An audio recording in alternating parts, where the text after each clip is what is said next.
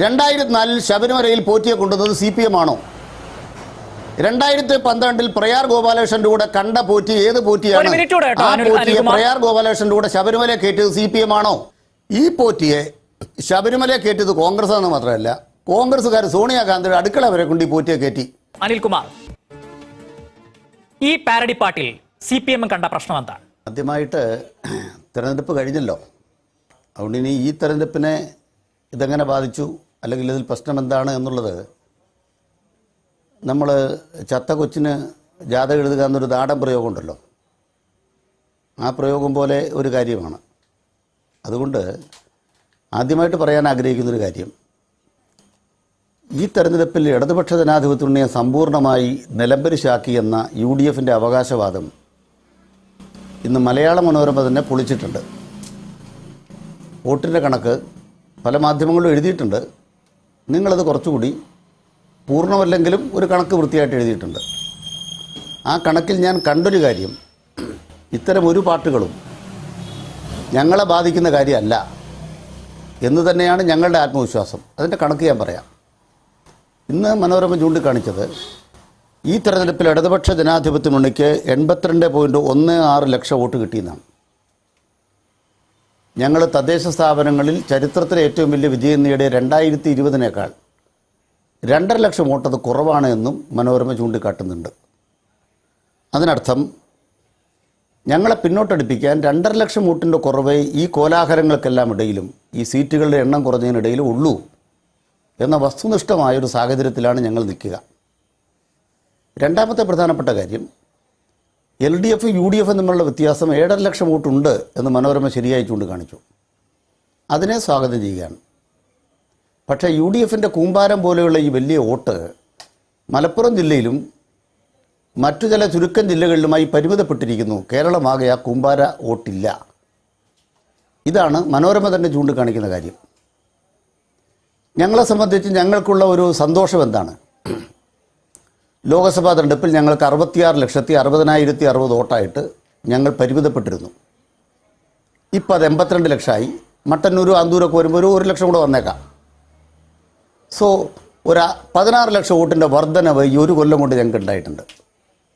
അതുകൊണ്ട് ഞങ്ങളാകെ തകർന്നു പോവുകയല്ല ചെയ്തത്, ഞങ്ങൾ കരുത്തോടെ അതിജീവിക്കുകയാണ് ചെയ്തത് എന്നതാണ് ഞങ്ങളുടെ പോയിൻ്റ്. ഒരു ഒന്നാമത്തെ പോയിൻ്റ്. 2, ഇതുപോലുള്ള പാട്ടുകൾ മാത്രമല്ല, ഞങ്ങൾ എത്രയോ വലിയ പാട്ട് കേട്ടിട്ടുണ്ട്. ഇപ്പോൾ പിണറായി വിജയനെ അദ്ദേഹത്തിൻ്റെ കയ്യിലും കഴുത്തിലും ഒക്കെ സ്വർണ്ണമാല ഇട്ടിട്ട് ഒരു സിംഹാസനത്തെ ഇരുത്തുന്ന AI ചിത്രീകരണം കോൺഗ്രസ്സുകാരെ നടത്തിക്കൊണ്ടിരിക്കുകയാണ്. EMS നമ്പൂതിരിപ്പാട് വിക്കം നമ്പൂതിരി ആയിരുന്നു നമ്മൾ കേട്ടിട്ടില്ലേ? പാരഡിയാണോ? ഗൗരിയമ്മയെ ഗൗരിച്ചോത്തി എന്ന് വിളിക്കുന്നത് പാരഡിയാണോ? താമസനായിട്ടുള്ള KM ജോർജിനെ അദ്ദേഹത്തെ എന്താ കള്ളനോ എന്താ വിളിച്ചത്? ഒരു മുനിയെപ്പോലെ നമ്മൾ കേട്ടത്. എന്തെല്ലാം കാര്യങ്ങളാണ് നമ്മുടെ കേരളത്തിനകത്ത്. ഇതുപോലൊരു പണ്ടത്തെ ഒരു പാരഡി ഉണ്ടായിരുന്നു, ഞങ്ങൾ പേടിച്ചിട്ടില്ല കേട്ടോ. അന്ന് കോൺഗ്രസ്സുകാരുടെ പാരഡി 59-ലെ വിമോചന സമരത്തിൻ്റെ പാരഡി നിരണം ബേബിയുടെ നേതൃത്വത്തിൽ ഉണ്ടാക്കിയൊരു പാരഡിയാണ്. അതിൽ പറയുന്നത് ചാത്തൻ പൂട്ടാൻ പോകട്ടെ, ചാക്കോ നാട് ഭരിക്കട്ടെ, തമ്പ്രാനെന്ന് വിളിപ്പിക്കും, പാളെ കഞ്ഞ് കുടിപ്പിക്കും.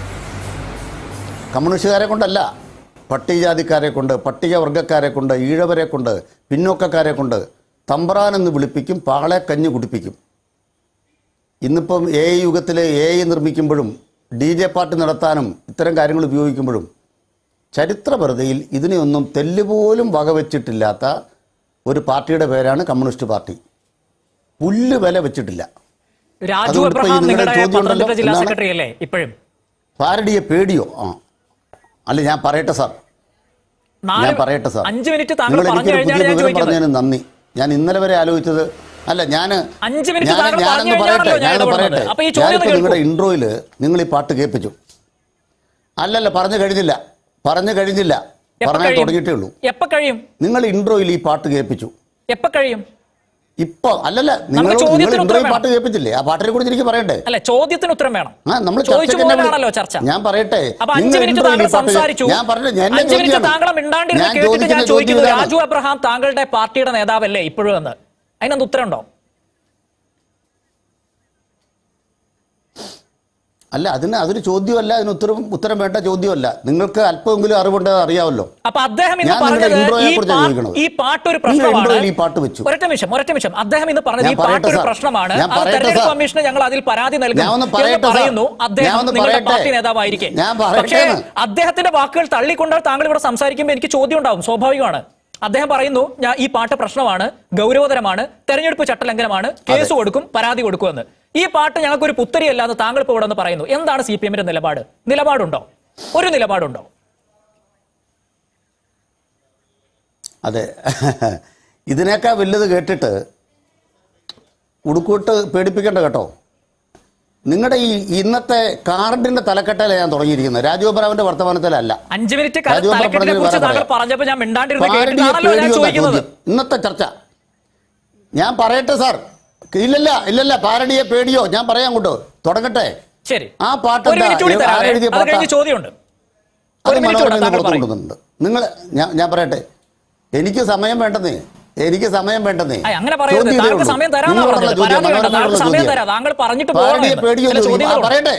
ഞാൻ പറയട്ടെ. ഞാനിപ്പോ നിങ്ങൾ ഈ പറഞ്ഞ 3 മിനിറ്റ് കൊണ്ട് എന്റെ പണിയെല്ലാം തീർത്താനെ. നിങ്ങൾ അസ്വസ്ഥനാകുന്നുണ്ട്, അവതാരകൻ ഇങ്ങനെ നിലവാരം താഴരുത്. ചോദിച്ചു കഴിഞ്ഞാൽ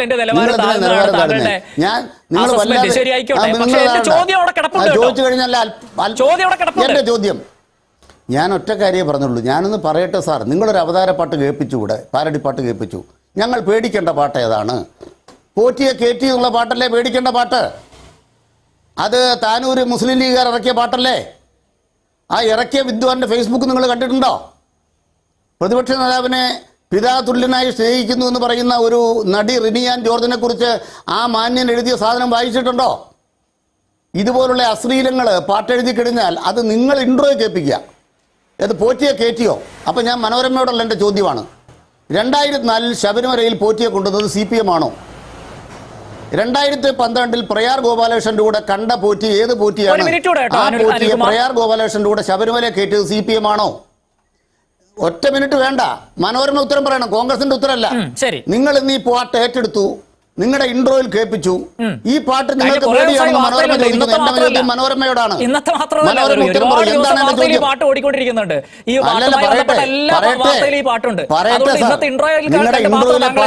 അതിലേക്ക് ഇങ്ങനെ പോയിന്റ് ഔട്ട് ചെയ്യണ്ട. ഇൻട്രോയിൽ വന്നത് വലിയ സംഭവമൊന്നല്ല. ഇന്നിപ്പോ CPM ഇതിനെ രംഗത്ത് വരുന്നതുകൊണ്ടാണ് അത് ഇൻട്രോയിൽ പോലും വന്നത്, വാർത്തയിലും വരുന്നത്. അത്രേ ഉള്ളൂ. പറഞ്ഞോളൂ താങ്കൾ. യെസ്, നിങ്ങളുടെ ഇൻട്രോയിൽ ഞാൻ കേട്ടത് പോറ്റിയെ കയറ്റിയത് അതല്ലേ പാട്ട്. മനോരമയ്ക്ക് ഈ കാര്യം മനസ്സിലായിട്ടുണ്ടോ? ഞാനൊരു ചിത്രം അയച്ചു തരാം. അല്ലല്ല പറയട്ടെ സാർ, ഞാൻ മനോരമയ്ക്ക് അയച്ചു തരാം ഒരു ചിത്രം. എന്താണ്? റാഷിദിന് അയച്ചു തരാം. 2012 പ്രയാർ ഗോപാലകൃഷ്ണന്റെ കൂടെ ഈ പോറ്റി ശബരിമല നിൽക്കുന്ന പടം ഞാൻ അയച്ചു തരാം. ഇനി മനോരമയ്ക്ക് ഞാൻ വേറൊരു ചിത്രം അയച്ചു തരാം. നമ്പർ 10 ബദിൽ പ്രതിപക്ഷ നേതാവ് രാഹുൽ ഗാന്ധിയുടെ അമ്മയുടെ അടുത്ത് അമ്മയ്ക്ക് എന്തോ കൊടുക്കുന്നുണ്ട് സോണിയാഗാന്ധിക്ക്. താങ്കൾ വളരെ സമർത്ഥനായി ചാനൽ ചർച്ചയിൽ സംബന്ധിക്കുന്ന ആളാണ്.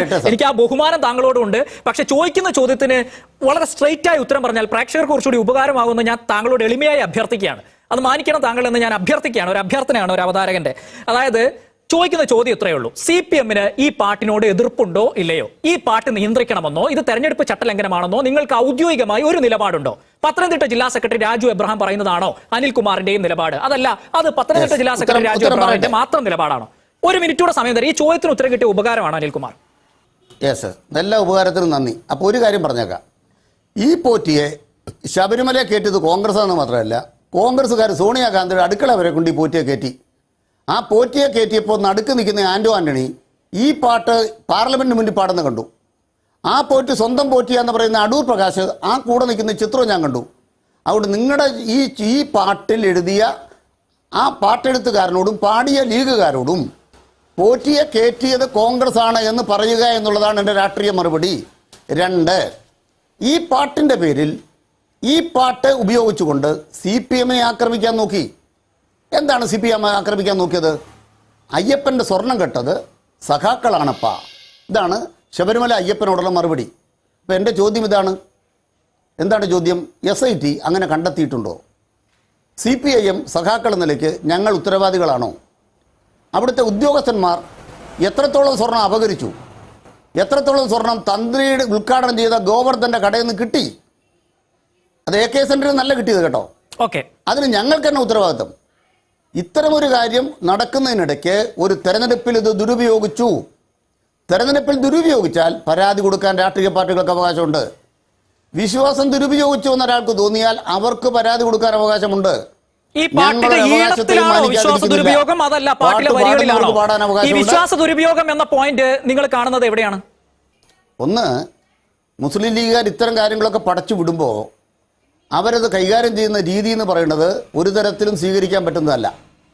അതിന് കാരണം വളരെയേറെ ദുരുപയോഗ സാധ്യതയുള്ള ശബരിമല എന്ന് കേട്ടാൽ ഉടനെ സുവർണാവസരം കാത്തിരിക്കുന്ന വാ പിളർന്നു നിൽക്കുന്ന ചെന്നായാണ് RSSും BJPയും. അത് വെച്ച് കളിക്കാൻ UDFും താനൂരിലെ ലീഗുകാരും മുസ്ലിം ലീഗ് അണികൾ ഉണ്ടാക്കിയ ഒരു പാട്ട് RSSും BJPയും എടുത്ത് കളിച്ചോട്ടെ എന്ന് പറഞ്ഞ് ഇട്ടുകൊടുക്കുന്നത് ഇപ്പൊ CPM ആണോ? CPMന് RSSനും BJPക്കും നിങ്ങൾ ഈ പാട്ടിൽ ഇങ്ങനെ ഒരു സാധ്യതയുണ്ട്, RSS BJPയെ വരൂ ഇത് ഉപയോഗപ്പെടുത്തൂ എന്ന് പറയുന്ന പണിയാണോ ഇപ്പൊ CPM എടുത്തുകൊണ്ടിരിക്കുന്നത്? ശബരിമല സുവർണാവസരമാണ് എന്ന് പറഞ്ഞത് ഞങ്ങളല്ല, BJPയുടെ സംസ്ഥാന പ്രസിഡന്റാണ്. അങ്ങനെ ശബരിമലയെ ദുരുപയോഗിക്കാൻ BJP ശ്രമിക്കുകയും ിലെതിരായി ഞങ്ങൾ പരാതി പറയട്ടെ സാർ, ആ പരാതി ഞങ്ങൾ കൊടുത്ത ഇലക്ഷൻ കമ്മീഷൻ അത് വിലക്കി.